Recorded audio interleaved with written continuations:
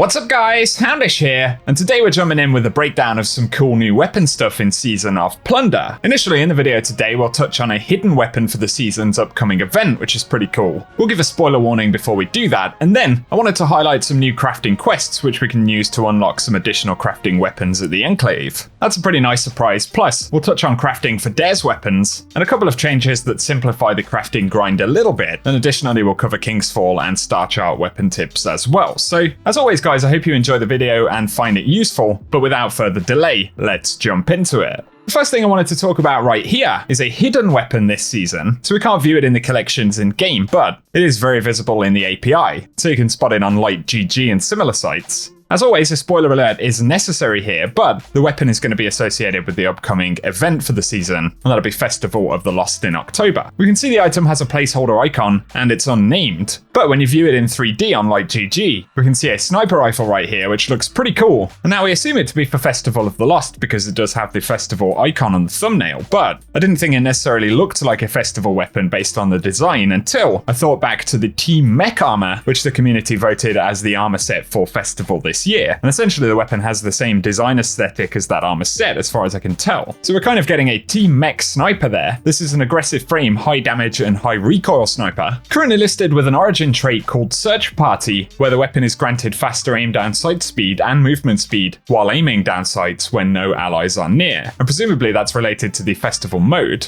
And talking very briefly over potential traits, it can get stuff like triple tap, snapshot, no distractions, clown cartridge, auto-loading holster and perpetual motion in the first slot, with the second slot currently listing Vorpal weapon, opening shot, high impact reserves, moving target, swashbuckler, and slick draw, which significantly increases handling while significantly decreasing target acquisition. That's a new perk this season. But of course this weapon isn't announced or released yet, so any of that stuff could potentially change. Give us your thoughts on that down below. And next let's speak about weapon crafting a little bit, because there are some fairly useful updates. One of the new attractions at the Relic and the Enclave are the Dares of Eternity weapons, which can now be crafted, and red border versions of these will drop on Dares completions randomly, so it may require some grinding, as most of the weapons need 5 red border unlocks before they can be crafted. I should briefly mention another heads up for red border weapons is that if you delete them, now they actually count as a pattern unlock, plus they'll refund 100 resonant elements, whereas when you complete the objective and claim it, that'll reward 300 resonant elements. But if you're only worried about pattern unlocks, a straight delete will now add a pattern unlock to the crafting system, and that includes crafting weapons which were previously available from VOW or other activities like that. So that's a helpful update, but back to Dares. The only weapon which only requires 1 red box drop is the other half sword. That's the Void Sword. And so if you can get that red border drop once, you'll be able to craft it pretty quickly. And a final mention for getting red borders from Dares is that as far as we know, the first run on Legend mode each week will guarantee a red border weapon drop.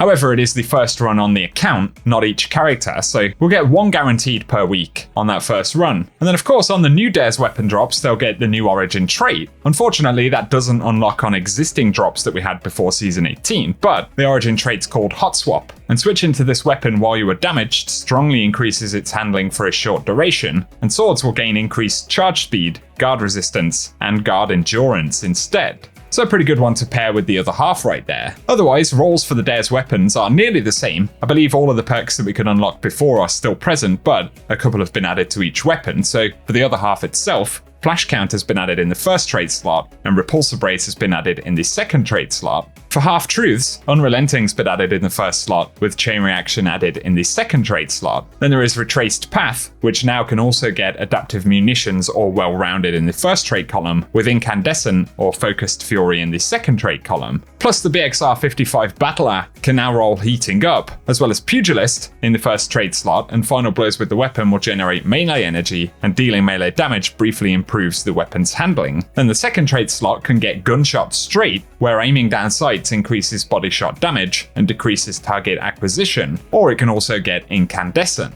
Moving on, Pardon Our Dust can get stats for all or steady hands in the first slot, and then Pugilist and Turnabout in the second slot. Pugilist can also roll in the first trait column of Wastelander, as can Air Assault, and then the second trait column can now get Fragile Focus and Vorpal Weapon. So some interesting additions there to the Dares weapons. Bear in mind those tips on crafting, and let us know if there are any that you're going to go after in the comments section. We should mention here there are a couple of new crafting quests and weapons at the Enclave. So when you visit the Relic Conduit right now, we're able to pick up an Ascendant Alloy Requisition quest. And more importantly for crafting, there is Foundry Resonance, and this is a new quest thread for Season 18. Initially, it will ask us to pick up the pattern from the Relic Conduit, then it simply requires us to complete an activity using the weapon with the pattern that it dropped, so that is the Amit AR2 auto rifle. I completed a strike, and the second objective on the quest is to complete the deep sight objective on the weapon. Once that's done, we need to extract the deep sight objective and complete a separate deep sight objective, which you can do on any crafting weapon. And after that, we can return to the Relic Conduit, and it will unlock the Amit AR2 auto rifle to the crafting table. Following that, it'll give us a second quest, which basically has the same steps, and that will unlock another new crafting weapon called the Taipan 4FR. Actually a pretty good linear fusion rifle. It's a viced linear, so it comes with viced stinger, and it's worth bearing in mind Bungie have updated viced stinger, and on linear fusion rifles, it will now correctly only refill the magazine from reserves when it triggers, which actually means it's doing its job. There are a couple of occasions where I've been using the weapon where that's procced. Then looking at the main bonuses for the weapon, it's able to get triple tap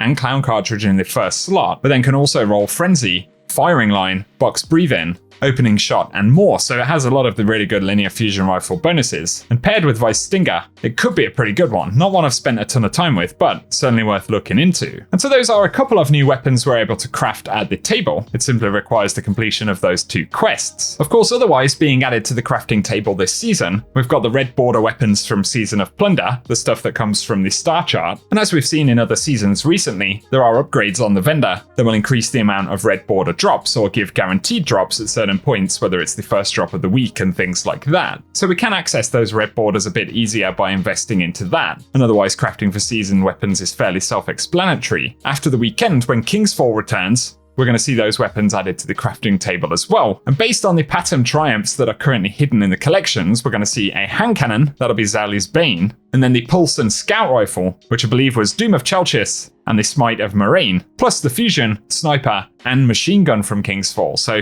we're probably going to see 6 weapons based on the hidden listings right now in the Patterns Objective page. And for the video today, guys, I just wanted to highlight a few other interesting weapon bits that are worth bearing in mind alongside this season. So I hope the video has been useful. If it has, a rating below really does help us out. Let us know what weapons you've enjoyed using so far this season, or any that you want to get hold of. Plus, be sure to get subscribed to the channel, as we'll have a lot more Destiny content in the coming days. But otherwise, I appreciate you all tuning in, and I hope you have an awesome day.